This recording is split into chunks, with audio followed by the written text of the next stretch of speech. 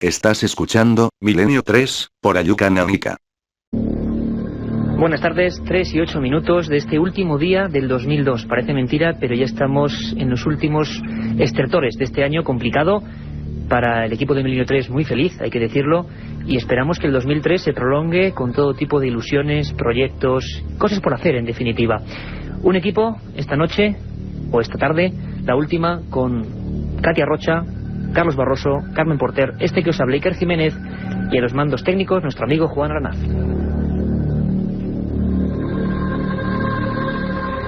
La verdad es que a veces es utópico pedir buenos deseos, la vida es muy complicada, pero siempre hay que desearlos fervientemente y además sobre todo con ilusión. Es lo que este equipo se propone hacer durante todo el 2003, ese año que ya está colándose por las rendijas de este planeta. Y la verdad es que pensamos que, echando la vista atrás, pues han pasado muchas cosas por este programa, por Milenio 3. Un programa que empezó el 1 de junio y que ya cuando nos dieron la buena noticia de seguir durante toda la temporada, pues hicimos un pequeño resumen. Quizá los más fanáticos de Milenio 3 lo recordarán. Hablábamos de sus primeros meses intensos. Y ahora, como es lógico, queremos saludar a nuestros amigos, recordar algunos momentos intensos de radio y de misterio. Yo quiero agradecer personalmente a todas las personas, ellos saben quiénes son, que han apostado por esta historia complicada, porque habitualmente los asuntos del misterio, de lo extraño, la otra realidad, no están muy bien vistos. Habitualmente algunos medios de comunicación tergiversan las cosas y dan una imagen muy alejada de lo que es el auténtico misterio, el enigma que en el fondo está presente en todos los ámbitos de la vida. Y nosotros traíamos este proyecto, esta esperanza, esta ilusión, hacerlo lo mejor posible, tener siempre los documentos de primera mano, si podemos ser los primeros en informar de los hechos que ocurren constantemente, y sobre todo hacerlo dignamente. Es una palabra complicada, lo hemos intentado. Vosotros sois los que tenéis que calibrar si lo hemos conseguido. Y desde luego nuestra idea, cuando nos poníamos por vez primera en este mismo estudio 1, ya envuelto de esa característica penumbra, con este fondo nuestro musical, nuestra idea era estar al nivel que exige esta cadena, la cadena SER. Vosotros también con el tiempo nos podréis dar o quitar la razón. Muchas cosas y tan solo desde septiembre hasta diciembre. Unos meses apretados de acontecimientos, con noticias constantes. Hemos procurado todo este equipo estar siempre al cabo de la calle. Acudir por un lado a esos casos clásicos, de los que habitualmente se malinforma o incluso acaban olvidados. Y por otro lado, siempre estar pendientes de noticias. Noticias que existen, a pesar de que en muchos medios no salgan. Por eso mismo este programa lo bautizamos como el del periodismo de lo desconocido. Recuerdo que en septiembre se cumplía una fecha fatídica, una fecha que cambió el mundo, el 11 de septiembre, y que ya en julio habíamos hecho un programa especial abordando todas las cosas que no encajaban en aquella historia terrible del ataque a las Torres Gemelas. Vamos a empezar, y no es casualidad, con un invitado que pasó por estos micrófonos, un invitado al que saludábamos después de un percance grave de salud. El primer medio con el que hablaba era con Milenio 3, y hablaba con toda la rotundidad además en contra de lo que para él era un gran engaño, el engaño del 11 de septiembre. Hablamos de Juanjo Benítez. Da la sensación de que ese día 11, esa clave 11, tenía algo que ver con los sucesos. Quería preguntarle qué opina del 11 de septiembre a un gran amigo y a un gran periodista que es Juan José Benítez. Juanjo, buenas noches. Hola Iker, muy buenas noches. Mira, yo recuerdo que el 11 de septiembre estaba en el Museo de la Sábana Santa de Turín, a la hora en la que se estrelló el primer avión, creo que recordar, o el segundo. Y un mes después, en octubre del año pasado, después de hacer algunas averiguaciones, yo en público y en privado dije lo mismo que voy a decirte ahora. Y hombre, no me gustaría ocasionarte ningún problema, ¿no? Pero habla libremente, Juanjo. Sí, en aquella ocasión, y lo mantengo y lo sostendré y lo sostengo, salvo que, bueno, pues algún día me dé cuenta que estoy equivocado, entonces rectificaré. Yo creo que todo esto es mentira. Es decir, no es lo que nos han contado. Hola, soy Juanjo Benítez. Quiero dirigirme a todos los oyentes de Milenio 3 y desearos, pues, un próximo año 2003, bueno, ya inminente, pues muy feliz, muy sereno y sobre todo con muchísima imaginación. Muchísima imaginación, este último mensaje que nos dejaba hoy mismo nuestro querido amigo, el reportero navarro Juanjo Benítez, siempre también con la pluma y la cámara dispuestas a recoger todo aquello que habitualmente no se cuenta. Juanjo Benítez dio un pequeño escándalo, lo decimos amistosamente desde luego, hablando de las cosas, como decimos, que no encajaban en ese complejo puzzle del 11 de septiembre. Se habló incluso de que sobre el Pentágono no cayó un avión, sino otra cosa. Hablábamos con Thierry Mizan, el experto francés que había hecho ese libro también, que es revolucionario, las estanterías y las bibliotecas y los kioscos de Francia y España.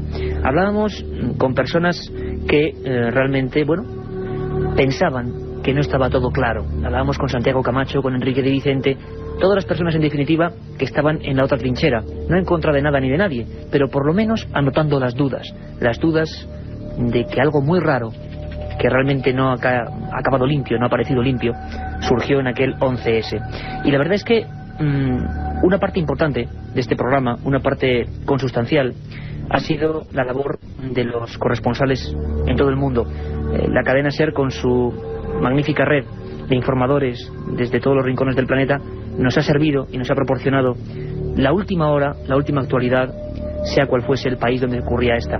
Hemos tenido la grata sorpresa, la grata sensación de que todos ellos, en un principio, pues lógicamente más recelosos, pensaban que este iba a ser un programa de esoterismos, de ocultismos, algo alejado de lo que es el periodismo de investigación. Y poco a poco creo que se han ido habituando, poco a poco se han ido metiendo en lo que es la piel, el sentir de Milenio 3.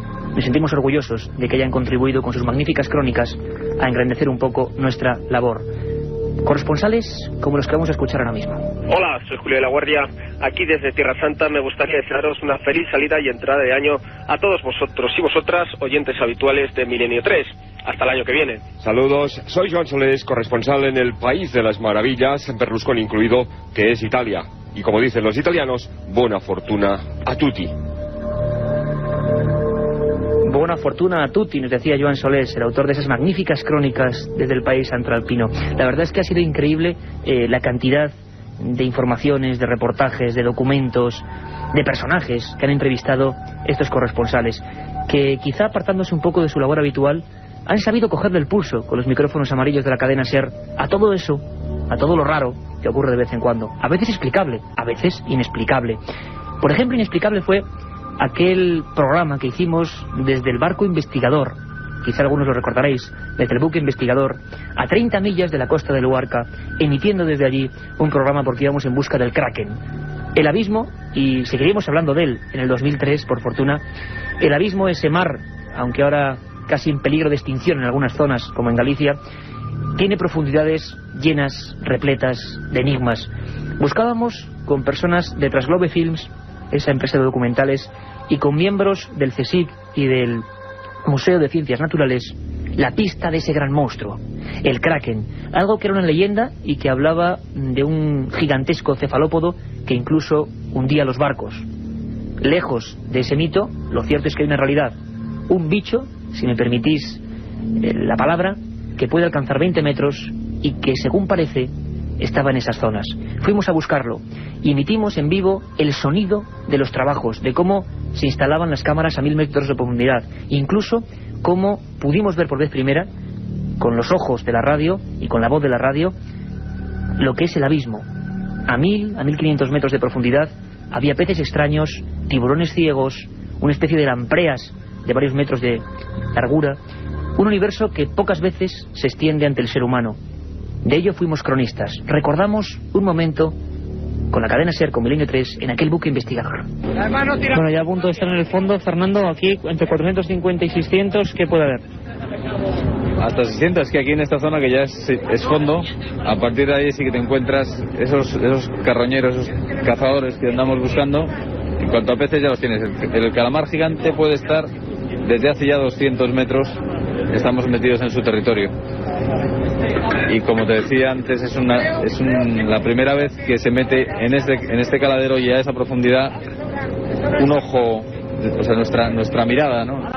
El ojo este que ha metido Transglobe es la primera vez que va a darnos un poco la muestra de qué es lo que hay abajo. Hola, ¿qué tal? Soy Santiago Camacho, el que os trae el mundo de las conspiraciones. Un mundo un poquito sórdido, pero precisamente para este año que entra os quiero desear todo lo contrario. Una vida llena de luz, llena de claridad, llena de buenos amigos y en el cual no haya conspiraciones de ningún tipo.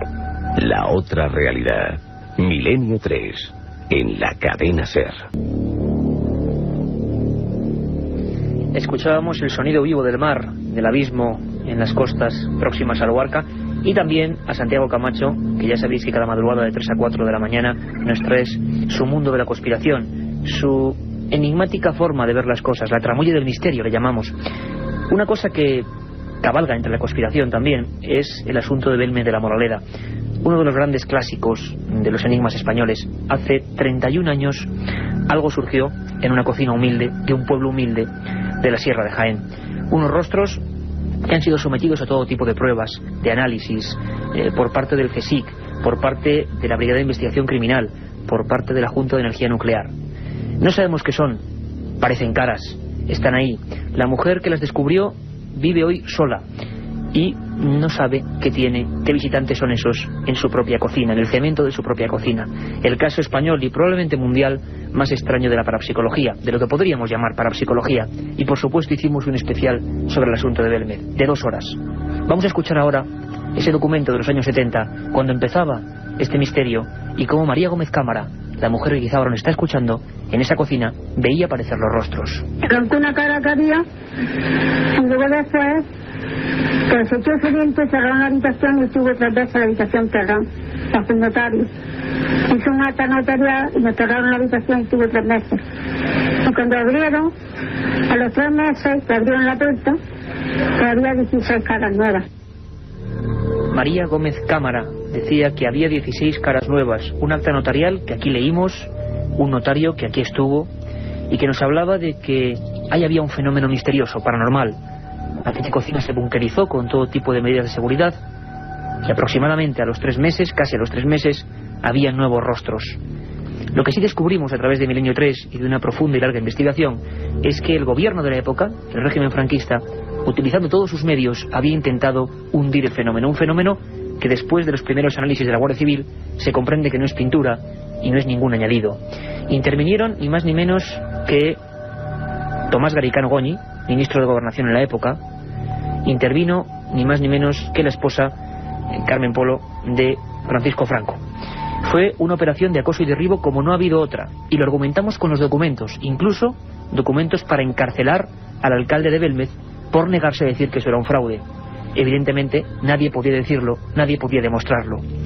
Aquí en Milenio 3, en aquel programa de Belmez de la Moraleda, aquel especial, leímos, tal y como fue redactado, con los documentos en la mano, aquel acta enviada a Belmez para acabar de una vez por todas con el misterio y con quien apoyase ese misterio.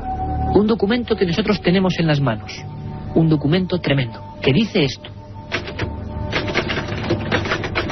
Segovia, 26 de febrero de 1972. Al señor alcalde de Belmez de la Moraleda. Muy señor mío, leo cuanto ha ocurrido en ese pueblo sobre el truco del tema de las caras y que tanto ha dado que decir en España e incluso en el extranjero. No me explico no tenga esto el castigo correspondiente. Esto no es ponerse en su puesto, no es demostrar autoridad ni ser adictos a nuestro régimen de Franco.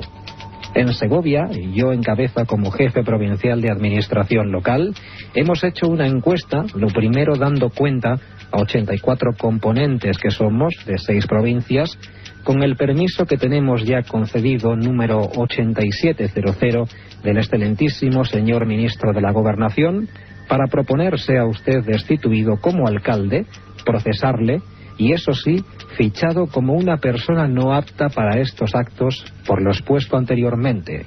A esto no hay derecho, señor alcalde.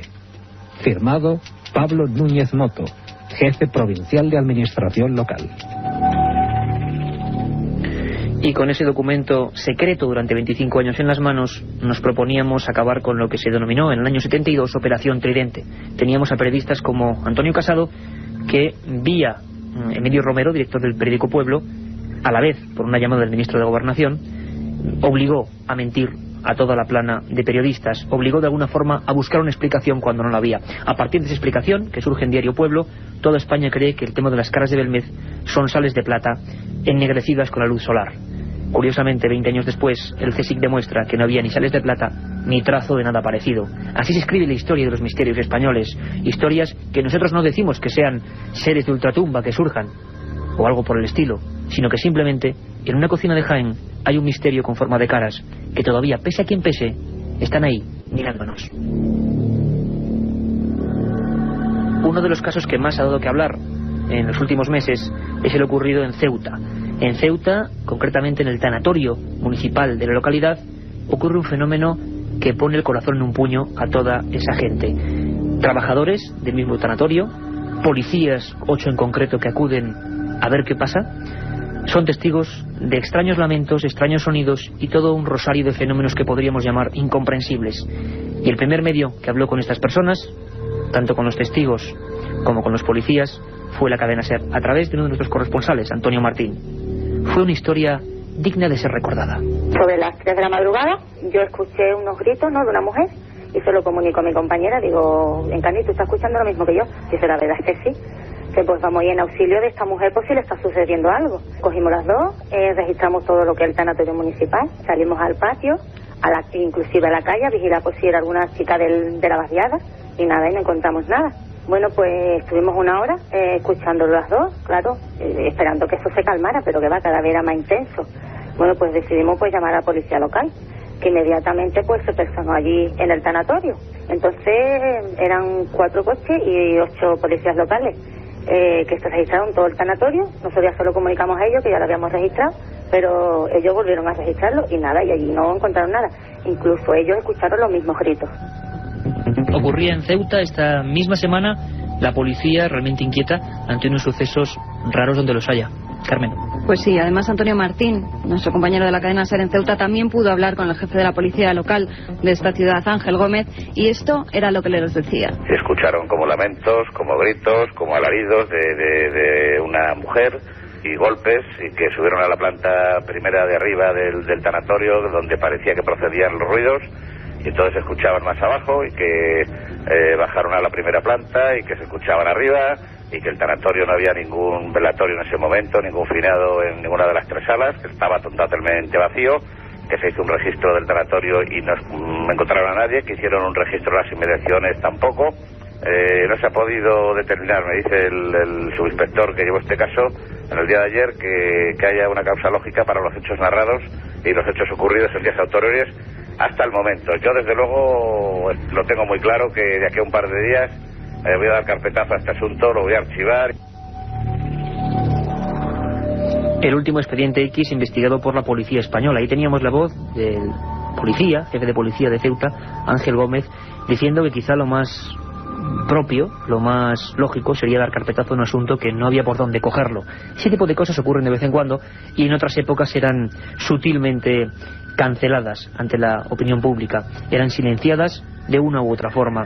Lo que no pudo ser silenciado, bajo ningún concepto, fue la aparición de un joven español muerto en la playa de Waikiki, en la gris y neblinosa Lima, en Perú. Fue un caso de un impacto social tremendo. Lo que parecía una muerte por un ajuste de cuentas o por un robo se convirtió en un drama macabro. Hablamos con los forenses que investigaron el asunto, hablamos con las personas, incluso los abogados que llevaron la causa. Todo esto gracias a una casualidad. Un día aquí en la cadena SER escuchábamos y veíamos con el rostro demudado a Manolo Molés, el director del programa Los Toros. Era tremendo, había accedido a lo que eran las autopsias y la información sobre cómo había llegado el cuerpo de José Tomás Reina Rincón, ese torero joven que estaba iniciándose, que estaba haciendo la dura carrera de las Américas. Había llegado sin todos los órganos diana. Los órganos diana, según pudimos aprender con nuestra audiencia, eran los básicos del cuerpo humano. Lo que no nos esperábamos es que aquel ataúd sellado con zinc, como enviado para no ser abierto en España, tenía grandes sorpresas. En vez de cerebro estaban las páginas de la guía telefónica. En la garganta había unas piedras extrañas, de una forma extraña, taponando la respiración. Se le había quitado absolutamente todo. Era un cuerpo vacío, un cuero. Algo extraño, y daba la impresión de que podía haber sido reutilizado para un ritual, o cuando menos que era la última muestra del despiadado tráfico de órganos que se mueve por el mundo. Hablábamos con uno de los más prestigiosos forenses, el catedrático de psiquiatría forense, don José Antonio García Andrade. Le notábamos incluso espantado ante lo que había encontrado. Esto es lo que nos confesaba. Pero estaba totalmente víscero, eso sin duda ninguna, y lo diga... ¿Tiene víscero el cadáver? Si no fueron los forenses del Instituto Anatómico Forense, alguien tuvo que ser, pero cuando el cadáver llega a España totalmente víscero. Le falta el cerebro, que al abrir la cabeza no tiene cerebro, no tiene masa cerebral ninguna, y el resto de las vísceras, no tiene corazón, no tiene pulmones, no tiene hígado, no tiene bazo, no tiene intestinos, es totalmente una visceración total. No es habitual. Nosotros cuando tenemos que tomar, a veces visceramos al cadáver para ir estudiando víscera por víscera, pero restituimos las vísceras a su lugar idóneo, que es las cavidades anatómicas del cuerpo. O sea que no tenemos por qué quedar fuera del cuerpo. Lo que está claro es que aquí llegó sin ninguna víscera, y al decir ninguna pongo especial énfasis, es decir, no tenía ninguna víscera. Hola, soy José Manuel García Bautista, corresponsal en Andalucía de Milenio 3, y quería desearle a todos los oyentes un feliz año 2003.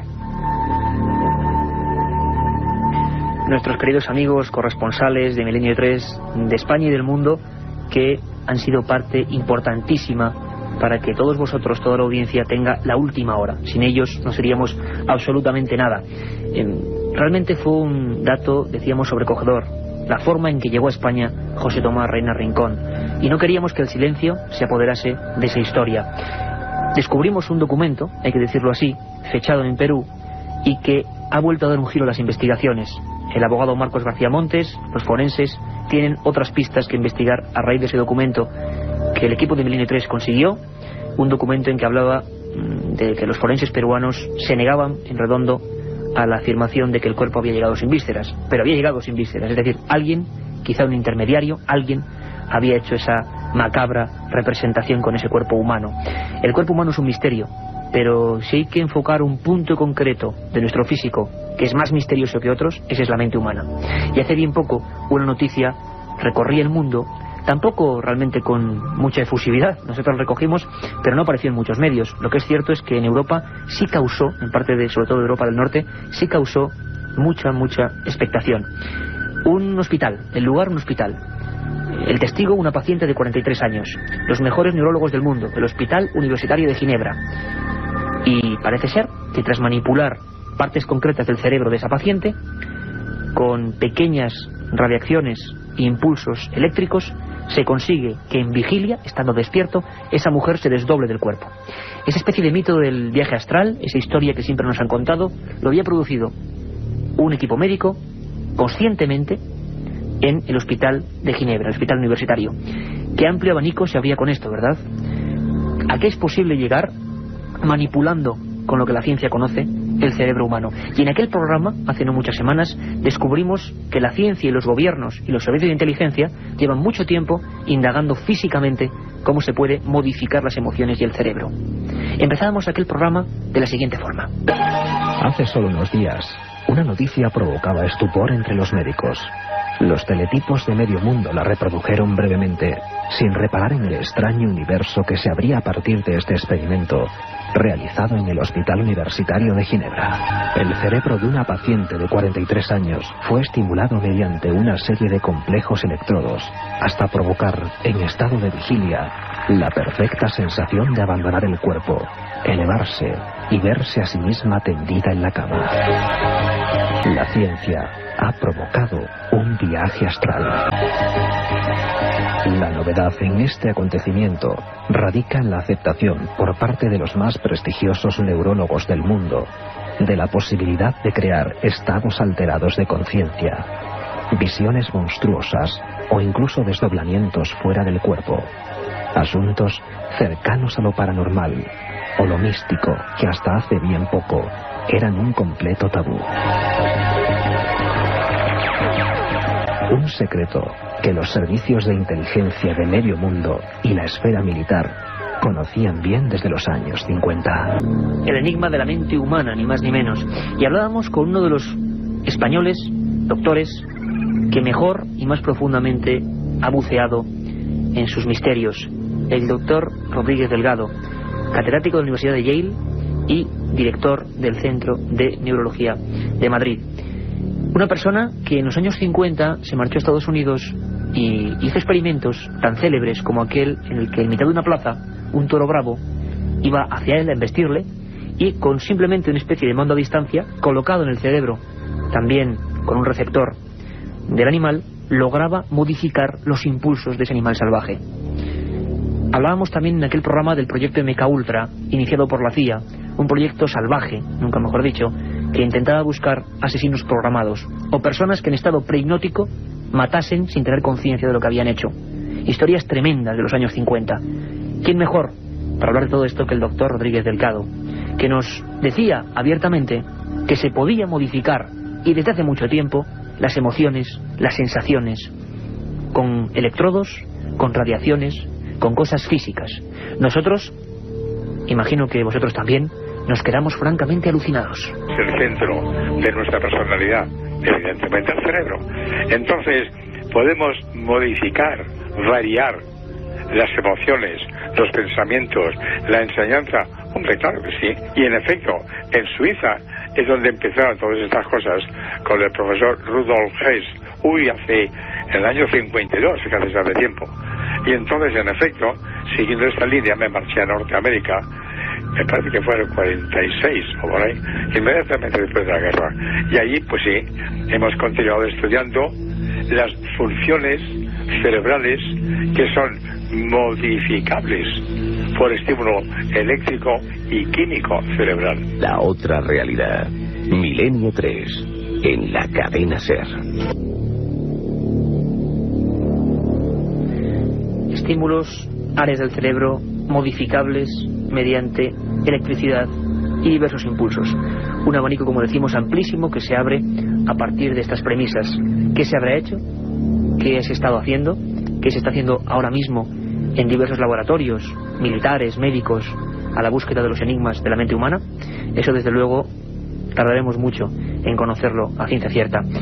También nos preguntábamos en Milenio 3, siempre dando vueltas en torno a esa mente humana, ¿qué hacía a algunos hombres y mujeres matar despiadadamente? Hablábamos de los psico-killers y lo hacíamos cuando el asunto estaba en plena boga informativa. En Estados Unidos, alguien todavía desconocido, dejando cartas del tarot, estaba provocando el pánico y estaba matando a la gente de una forma como solo sería posible en una auténtica alimaña. Pero en España también teníamos casos parecidos, casos que quizá no han gozado de esa tremenda publicidad, casos tremendos que nos demuestran hasta qué punto el hombre puede resultar animalesco a veces, hasta qué punto la mente humana puede hacer matar a los semejantes sin ser consciente del mal que está haciendo. El caso más célebre era el del señor Delgado Villegas, alias el Arropiero. Se le acusó de la muerte de hasta 28 personas, el mayor psico-killer de la vida en España. Y hablábamos no con un cualquiera, sino con el inspector policía y fundador de la Policía Científica que le detuvo, don Salvador Ortega. Esto es lo que nos recordaba de aquel siniestro personaje. Interrumpíamos brevemente a Salvador Ortega hablándonos de ese personaje siniestro, el Arropiero, que es como el icono de los asesinos en serie, de los serial killers. No sé qué diferencia entre serial killers y psico-killers, que también se dice mucho. Es lo mismo. Lo mismo. ¿Cuál es la historia, Salvador del Arropiero? Este es un hombre pues que sin formación de ninguna clase, completamente analfabeto. La vida le deparó pues bastantes irregularidades en su forma de tirar hacia adelante, y descubrió que pues, podía ser perfectamente una fuente de ingresos el andar con homosexuales y el andar con prostitutas, a pesar de que él decía después que estaba contra ellos y que era justiciero y que se los estaba de en medio. Siempre quedaba una razón, y era: se están aprovechando de mí. No se me olvidará nunca esa frase, es que se aprovechaba de mí, porque además tenía una dislexia bastante pronunciada y en su forma de hablar pues lo significaba muy bien. ¿Era un personaje de situación social humilde? Muy humilde. Este nace en Sevilla, en una de las barriadas pobres de Sevilla, en el Chaco de la Pava. Inmediatamente que nace pasa a Barcelona, a Mataró, donde estaba su familia, lo cría su abuela, y empieza su correría desde pequeño. O sea, se escapa del colegio, tiene problemas con los profesores, le pega a los profesores, luego después lo meten a trabajar en una chetrería y casi mata a 2 compañeros de una fábrica también que estuvo, hasta que al final ya se decide pues a lanzarse a la calle, como quien dice. La historia de Delgado Villegas, el arropiero, el mayor psico-killer de la historia en nuestro país. Salvador Ortega, que otras veces nos ha ayudado a descifrar el mundo de la crónica negra, ese que siempre está tan cercano al misterio. En ello también se ha sumergido Milenio 3, y siempre que lo hace profundamente, acudiendo, intentando y procurando acudir a las mejores fuentes informativas. Podemos decir, sin temor a equivocarnos, que uno de los programas que mayor expectación lograron en vosotros, en la audiencia, fue el referido a los misterios también que rodeaban el alunizaje, la llegada del Apolo 11 a la Luna, nuestro satélite. En 1969, la batalla por la conquista del espacio llegaba a uno de sus puntos culminantes. Los astronautas, encabezados por Neil Armstrong, pisaban suelo lunar. Lo increíble es que este mismo otoño, la NASA se veía obligada a pagar una buena suma de dinero para hacer un informe, porque los profesores universitarios y de instituto de Estados Unidos estaban ya literalmente hartos de que todos los alumnos con acceso a internet les preguntaran por las muchísimas dudas que había en torno a si era verdad o mentira aquella historia. Se argumentaba eso de que la bandera no podía moverse ondeando en el aire porque allí no hay aire. Se argumentaba una especie de focos que aparecen en un momento dado. Se argumentaba también que por qué no había ni una sola foto de las estrellas. Se pensaba además que pudo haber un simulador, un lugar donde se hicieron esas fotografías. Nosotros, sin entrar ni salir de la polémica, hablábamos con quien más sabe del asunto. En este caso, sin duda alguna, el que era director de la NASA en España y director del Observatorio de Seguimiento de Naves Espaciales en Fresnedillas. Y el señor Ruiz de Gopegui, científico, escéptico, nos tenía que confesar que era una época muy complicada. Una época en la que llegar a la Luna era cuestión de Estado. En la que la Guerra Fría, a nivel de las estrellas, llegaba a sus más altas cotas. Así recordaba esa historia, esos tiempos, el doctor Ruiz de Gopegui. Los soviéticos se habían puesto al frente de la carrera espacial porque tenían lanzadores mucho más potentes y lanzaron a Gagarin cuando los americanos no podían hacerlo. Hicieron una serie de maniobras y de cosas que demostraron que su tecnología estaba muy avanzada. Entonces Kennedy lanzó el reto y le dijo a la NASA: pedidme todo el dinero que necesitéis, que os lo daré, pero tenemos que ganar a los rusos, a los soviéticos, y tenemos que llegar a la Luna antes que ellos. Hablábamos con testigos que habían trabajado para aquel proyecto del Apolo 11 y que, renegados de alguna forma, afirmaban que todo era un montaje. Nos sorprendió mucho la visión de Javier Gregory, redactor de esta casa y encargado de todos los asuntos de astronáutica, cuando nos dijo que estando allí, en las instalaciones de la NASA, en Estados Unidos, pudo ver unas fotografías extrañas, fotografías misteriosas de las que apenas se habla. Escuchen atentamente. De repente, una de las que me dan, están los 2 astronautas recogiendo muestras lunares, no recuerdo qué misión era, y yo viéndola y tal, pues veo que en el fondo se ven unos focos y lo que parece ser un plató, ¿no? Entonces dije, ¿y esta fotografía? Entonces el señor del archivo me dice, claro, es que hay fotografías que son las que ahora se pueden estar utilizando en internet. Claro, los astronautas tienen simuladores en tierra. O sea, tú no puedes ir a la Luna si no has simulado en tierra, en una especie de plató, las condiciones que te vas a encontrar allí. Hola, soy Francisco Contreras Gil, corresponsal de Milenio 3 en el Levante, y os deseo a todos un feliz y próspero año 2003. Que vuestros sueños se hagan realidad. La otra realidad. Milenio 3. En la cadena SER. La otra realidad. Milenio 3. En la cadena SER.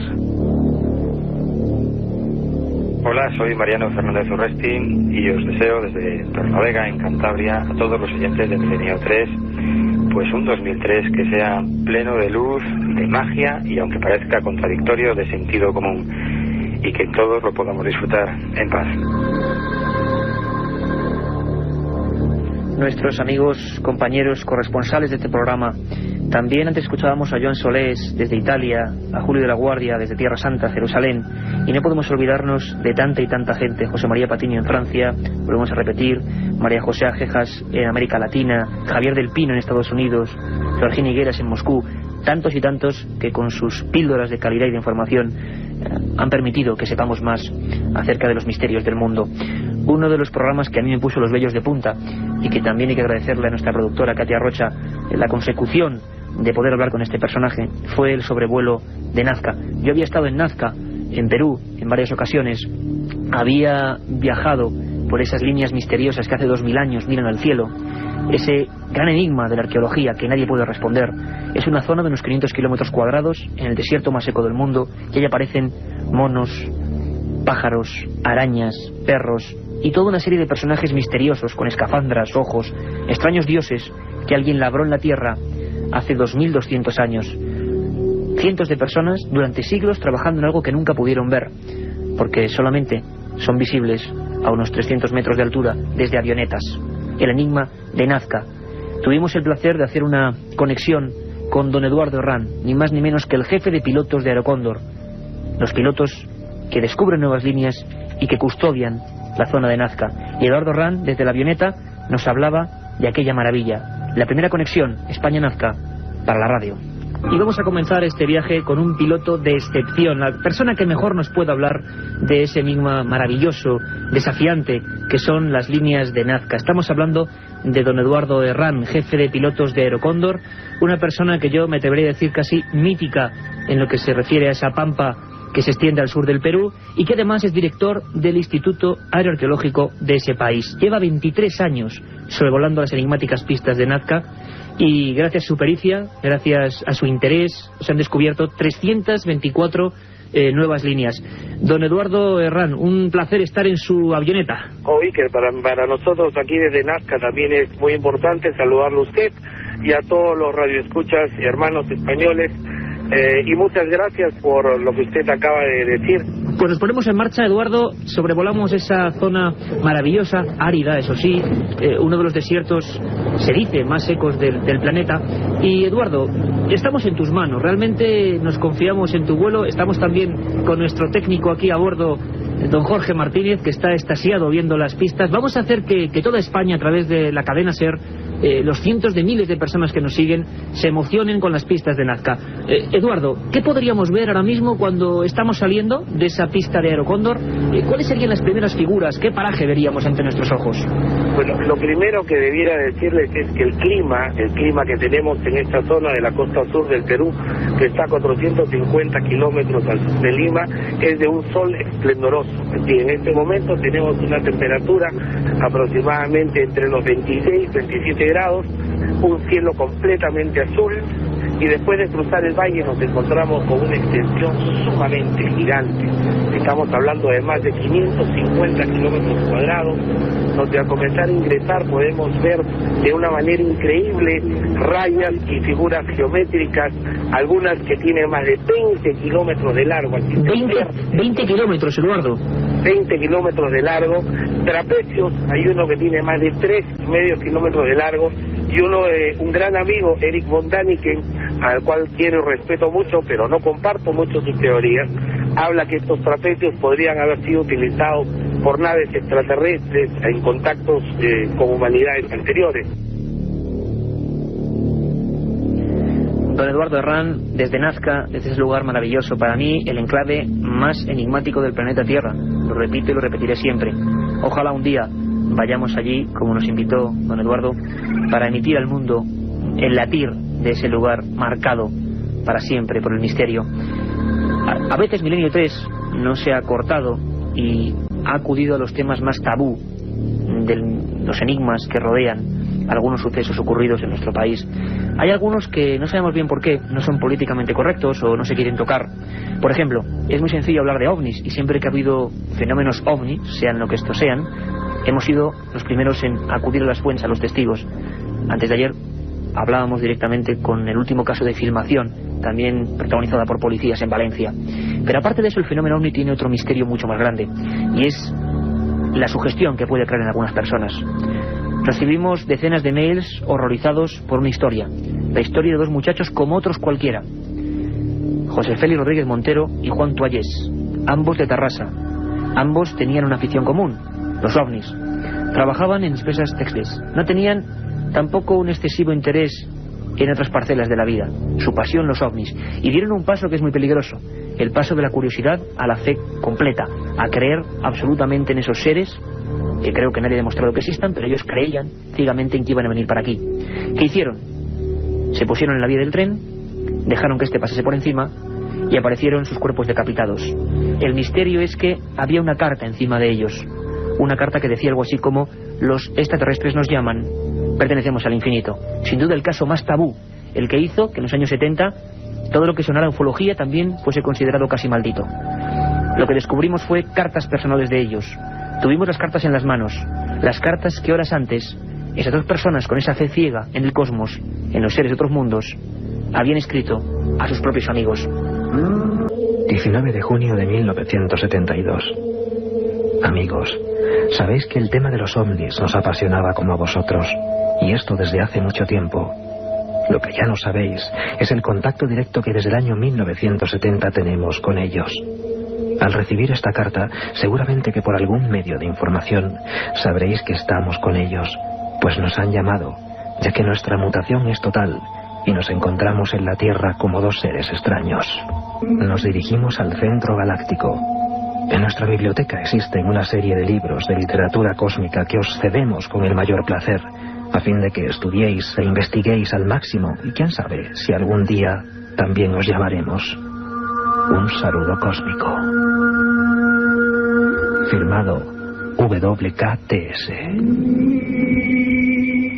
Una historia tremenda. Ocurrido a dos personas tan normales, como decíamos, como otras cualquiera. En Tarrasa. Lo más alucinante es que descubrimos una trama. 18 personas habían dejado la vida de forma más o menos parecida en esa vía del tren de Torrebonica. Y recordábamos historias como la de los muchachos de Lérida, Saureu y Vargas, que imitando exactamente toda la parafernalia de estos dos hombres, se inmolaron en las vías del tren. Los peligros del misterio también han sido un tema recurrente en Milenio 3. Y hacia noviembre se cumplían ni más ni menos que 80 años del mayor descubrimiento de la arqueología. Lo vivíamos muy intensamente y recordábamos cómo dos hombres que tenían un sueño descubrían una tumba. Lo hacíamos para honrarles en esa valentía, la valentía de los aventureros, que gracias a su fe nos ha permitido conocer otros mundos que a veces estaban enterrados en este. El 26 de noviembre de 1922, Howard Carter encontró el muro exterior de la primera cámara de la tumba de Tutankamón. ¿Puedes ver algo? Este fue el momento que él había soñado toda su vida. Carter, por favor, ¿puedes ver algo? Sí. Sí.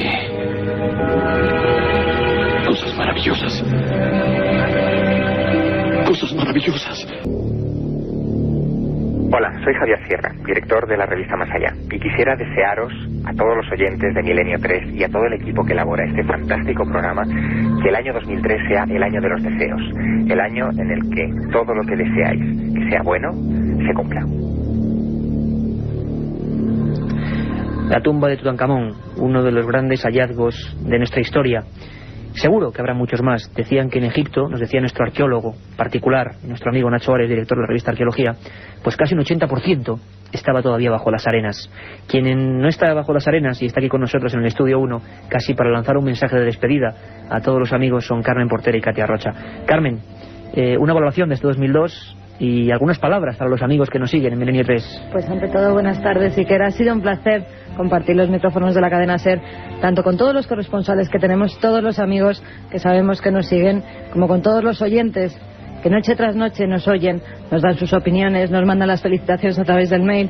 Yo desde aquí quería desearles un feliz año 2003, que nos sigan acompañando en esta aventura radiofónica y que sigan con nosotros, porque estoy segura que el 2003 va a venir lleno de misterios y queremos compartirlos con todos ellos. Y muy importante, Carmen, la colaboración de esa gente que a veces de motu propio de oyentes se han convertido en corresponsales, se han pasado a ayudarnos, a conseguirnos testigos, a mandarnos información, muy importante, y animar a ello, ¿no? Por supuesto, hay gente que ya nos ha mandado psicofonías, que nos ha mandado fotografías extrañas, que nos ha contado sus vivencias y que incluso quiere y sirve de corresponsal para Milenio 3. Hace pocos días, el domingo, tuvimos uno de esos oyentes que gracias a él descubrimos un caso OVNI en Valencia. También agradecérselo muchísimo. Sabéis que hay una dirección, milenio3 con número @cadenaser.com, milenio3 con número @cadenaser.com, que es vuestro punto de encuentro con nosotros. Katia Rocha, nuestra productora de Las Cosas Imposibles, ¿no? Hablamos del tiempo es oro, algunas pruebas son terribles, ¿no? Tiempo es oro, que te llamamos Constantino Romero por esas dificultades que nos Ya pone. quisiera yo tener la voz de Constantino Romero. Bueno, nunca se sabe. Pues nada, un balance inmejorable para este año 2003 en lo profesional, sobre todo pues una vez metida en el mundo del misterio, tanto profesional, porque ha sido yo creo que el programa en el que he trabajado que más sorpresas gratas me ha traído, y personal por la estupenda gente que hemos conocido, los compañeros, todos los corresponsales, el equipo, así que inmejorable. Y aunque los deseos dicen que no se dicen, no pasa nada, yo creo que se cumplen igual, que sigamos así en el 2003. Claro que sí, Katia, ojalá, y que tengamos muchas más leyendas urbanas, ¿eh? Eso desde luego. Bueno, ya me he preparado varias. Perfecto, el 2003 lo empezamos con ganas, con ilusión, con fe, con esperanza de encontrarnos un mundo mejor, ¿por qué no? ¿Por qué no desearlo? Y desde luego con las cosas muy claras, en el sentido de que vosotros nos habéis dado la confianza y nosotros no podemos fallaros, queremos estar a vuestro nivel, al nivel que merecéis y al nivel de esta casa, de la cadena SER. Gracias por hacer posible Milenio 3. Nos vemos ya en el 2003.